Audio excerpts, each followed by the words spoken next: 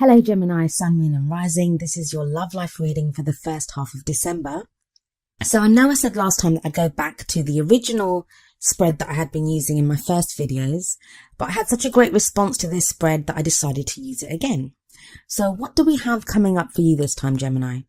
Well, your overriding energy is the King of Swords. The King of Swords is very much your own energy. Even though we say kings and queens, they don't actually represent men or women. It's just the energy that we're interested in. So the King of Swords can represent a male or a female, or someone that identifies as male or someone that identifies as female, or even gender fluid. And it doesn't matter what kind of a relationship you're looking for either. It can be an opposite sex relationship or a same sex one. The kings and queens, they just represent different energies, and that's there for us readers to interpret. So you have the King of Swords, as I said, and the King of Swords can be an air sign, and that would be an Aquarius, Gemini or a Libra. So like I said, that could be you.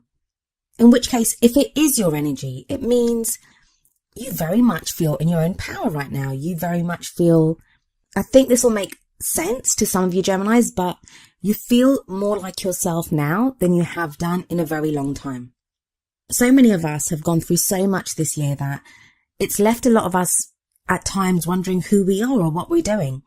But with the King of Swords coming up here in the overriding energy, this would suggest that so many of you now feel very much in your own power, especially with the King. The King is the master of the suit of swords. He has mastered the energies of swords, and swords are all about communication, thoughts, ideas, being able to debate, being able to communicate. He has knowledge, he has wisdom. And a lot of you may be feeling that way right now. You may not know exactly what you have knowledge and wisdom about, but you do feel like you know more now, and you're more confident in what you know than you did even a couple of weeks ago. If this isn't you, if it could be that you're dealing with another air sign, like I said, that's an Aquarius, Gemini or a Libra. All those qualities may apply to that person, that's what they come across as. But the other thing that can come across here sometimes when we're dealing with swords, even if it's not someone of that element, even if it's not an air sign, this could be someone that comes across as rather cold. You may try to express an emotion to them and you're not really getting anything back from them. But even then, I think with the King of Swords energy here, you're in a much better position to be able to deal with someone like that. Although I think for the majority of Geminis, this is going to be your energy, that you are back in your own power. Now, the card that comes up at the center of your reading is the Devil. This is the card of addiction. It can refer to literal addiction, like being addicted to some kind of substance like alcohol or drugs or even porn or sex. It can be an addiction to a bad relationship or just to ways of thinking and behaving. But it's when we cling to something that is not good for us, and we know it's not good for us, but we're unable to let it go, like an addiction. It can be that this is you that's having to deal with some sort of addiction, that you're addicted to some substance or pattern of behavior or a relationship, or someone that you're having to deal with is going through that they may be addicted to something. If the original King of Swords energy is your energy, Gemini, then I do think that this Devil energy is something that you're going to be working through in this period, or you may even already be working through it, and that's the energy that you bring into the beginning of December. Because the Devil doesn't just show addiction, it shows freedom from addiction. The message from the Devil is only those things that we allow to hold us back will hold us back, that we have the power to unchain ourselves, to unshackle ourselves at any time. And I kind of feel like that's what you're going through at the moment, Gemini, that you've been unshackling yourself. You've been trying to change the way you think. You've been trying to change the things that you're addicted to. And I hate to keep using that word, but you get what I mean. Like those things that have been holding you back, you are now freeing yourself from that. And the King of Swords would be the perfect person to do this because he's very mind over matter. So bringing this to, like, that's a very kind of general life statement there, but bringing it to love life, that would mean if you're in a relationship, it may be now time to deal with things holding you back. If you're in a relationship, either you or your partner, something may be holding you guys back from connecting or from the relationship progressing forward. It might be time to deal with that. If you're single, you may decide to tackle those things that have been keeping you single. If you're dating and that relationship doesn't seem to be going anywhere, again, you would be dealing with those things that are preventing you from moving forward. So the devil isn't always a bad card. I know people look at it and they're like, oh my God, it's a toxic presence. In a reading, the devil isn't always, well, not for me anyway. I don't always see the devil as a bad card. I mean, what do they say? The first step of dealing with any addiction is admitting you have an addiction. And that's kind of the energy of the devil. The first step of freeing yourself from whatever it is, from anything that's holding you back, from anything that's got you shackled, is admitting it. And when the devil shows up, that is, you realize it and you know that's what the problem is. You know right now what's been holding you back. And that's a huge step for you, because if we look at the past energy, we have the Seven of Wands. Seven of Wands is this one guy standing in this doorway and he has all these wands kind of facing him, but he's not backing off. He's standing there, even though he has like weapons coming at him from every angle. He's standing his ground and he's ready to fight. And that's the energy you've just come through, that even though you've had problems coming at you from every angle, problems coming at you from every area of your life, you've stood your ground and you've dealt with them. Now, this may not just be in the past couple of weeks. This may be for the majority of the past year. You've had different things coming at you, but you dealt with them one by one. And maybe that's what's given you the confidence now to know what's happening in your life, to realize that you are stronger than what you believed yourself to be. And that's why you're ready to unshackle yourself from the energies of the devil. But this is an energy in the past. What's happening in the present? Well, we have the Judgment card there, which is a great card. It talks about transformation. So whatever you've been through, and even though you have like the King of Swords energy, if you don't feel like you've reached that level of confidence or that level of knowledge just yet, you're very close to being there, because you have the Judgment card coming up. And that's, like I said, about transformation, about change. It's about looking back over the past, and that's not always the easiest thing to do, but looking back over everything that you've been through, forgiving those people that need to be forgiven, and oftentimes forgiving ourselves, because sometimes we need to forgive ourselves, learning the lessons that need to be learned, drawing a line under it, and then moving forward from there. And that whole process changes us. Now, sometimes the Judgment card can indicate someone coming back from the past. So it may be now that you have someone that's returning to you from the past. That is going to apply to very few of you. But for some of you, that may be the case. If you're in a relationship, this may indicate that you're ready to move forward to a new future.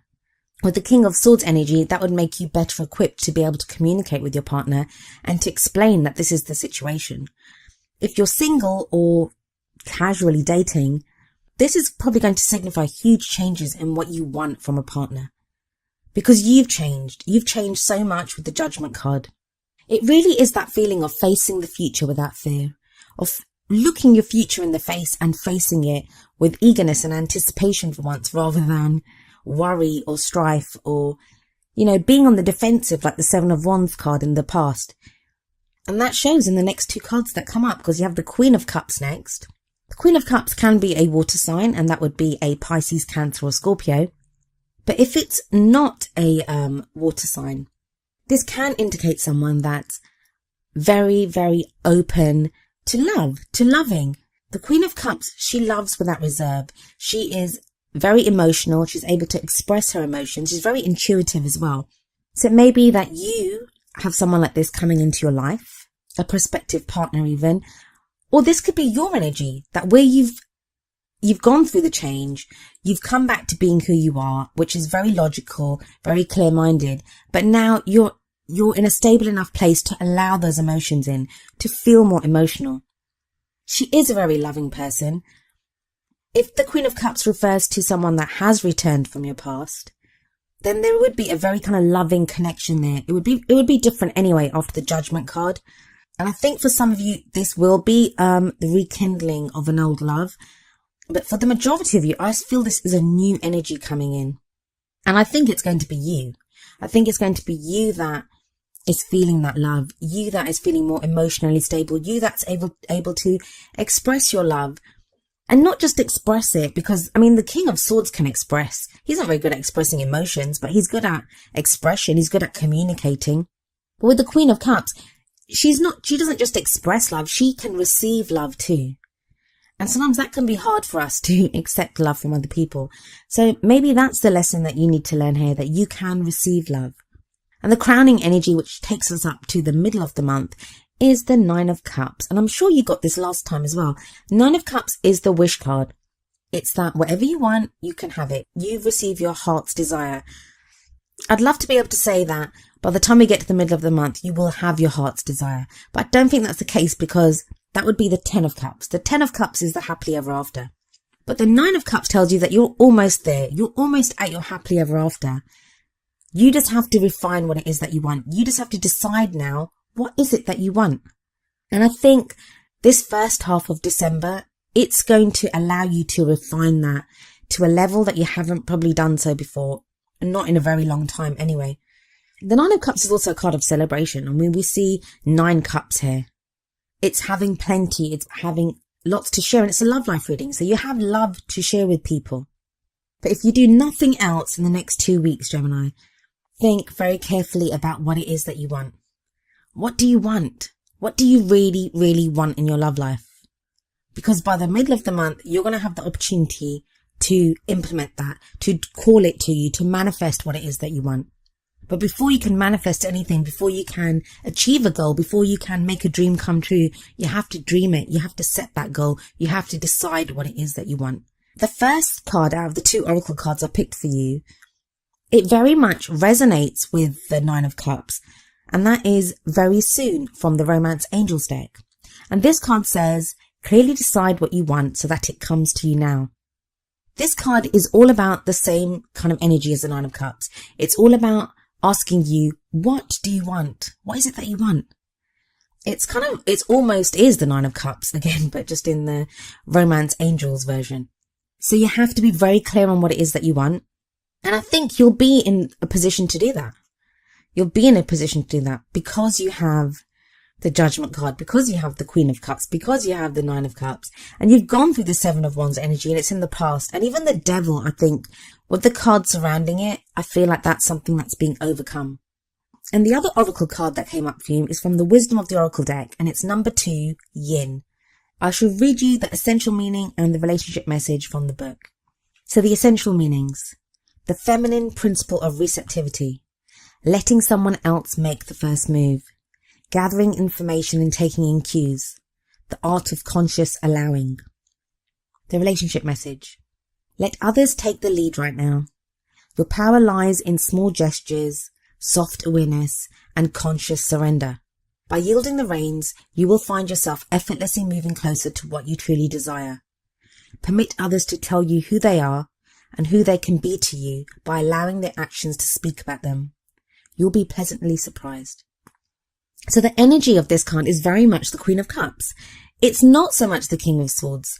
King of Swords is very determined, very action-oriented. I mean, you don't sit there with a sword and wait for people to come to you, do you? But the Queen of Cups does. And she would be the perfect kind of tarot version of the Yin card. I guess what this would mean for you is that if you're in a relationship, I'm going to kind of sum up everything here, like especially the 2 oracle cards at the end. If you're in a relationship, decide what it is that you want for your relationship, but put real thought, and it's more about the emotion and the thought that you put into things right now. That's the King of Swords is about thought. The Queen of Cups is all about emotion. You have wands, but in the past, and wands are the action cards, but don't take action. That's what it's saying. And that's what the Yin card is saying. Put your thoughts into what it is that you want. Refine your plan, refine your goals, refine your dreams. But you can't push. There's nothing that you can force to happen at this time. You don't need to. You will move towards where it is that you need to be through the alignment of your emotions and your thoughts. So if you're in a relationship, figure out what it is that you want for the 2 of you as a couple. If you're single, what is it that you want from a prospective partner? Who do you want to be in your life? If you're trying to get back with someone, or if you're kind of interested in someone, the same would apply there as well. What do you like about them? What do you foresee for the 2 of you in the future? It's a very different reading for you this time, Gemini. I wasn't expecting that because you guys have had a bit of a tricky time of things. And I know I say that to everyone because so many of us have. So many of us have had such a tricky time. But yeah, that was quite nice, quite pleasant actually for once for you guys. Anyway, Gemini, that was your love life reading for the first half of December. I do hope it resonated with you, and if it did, I hope you will leave me a message in the comments.